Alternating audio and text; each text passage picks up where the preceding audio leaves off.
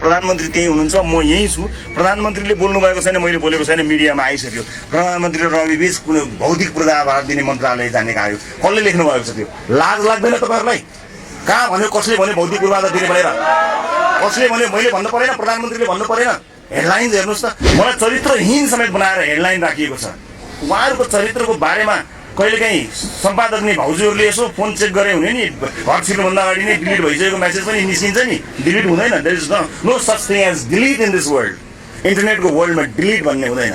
सम्पादकले भाउजूहरूलाई फुर्सद भयो भने भेट्न आउनु होला। तपाईँका आदर्शवान, जसले मलाई चरित्रहीन देखाउनु भएको छ, तपाईँका आदर्शवान सम्पादकहरूको वास्तविक हैसियत र मुकुण्डो मुक्ता देख्छौँ। देशी विदेशी कोही पनि सकिएन। यो देशका दुश्मन यहाँका सिन्डिकेट कायम गर्ने मिडियाहरू हुन्, जो उभर्दै गरेको जनताको आशा र भरोसा लिएर आएको 4 महिनामा 5 महिनामा संसद पुगेको दललाई निरन्तर खेदिरहन्छन्। जुन विषयमा कुन विषयमा खेदिरहन्छन्, जुन विषयमा हामीले स्पष्ट जनतालाई पारेको छौँ। म क्षमा चाहन्छु आदरणीय चितवनवासीहरू, मेरा कारणले तपाईँलाई दुःख भयो, फेरि दुःख हुने भएको छ। पटक पटक तपाईँले दुःख पाउनु भएको छ। म मेरो सामान्य त्रुटिका कारणले हुनुभएको दुःखमा म क्षमा चाहन्छु। होला मेरो नागरिकतामा प्रश्न होला, मेरो नागरिकता उहाँहरूलाई फर्जी नै लाग्यो होला। के देशको सबैभन्दा बढी मतान्तरले जितेको म सबैभन्दा बढी भोट मतान्तरले जिताउने त्यहाँका भोट हाल्ने आदरणीय चितवनवासी जनताहरूको नागरिकता पनि फर्जी थियो?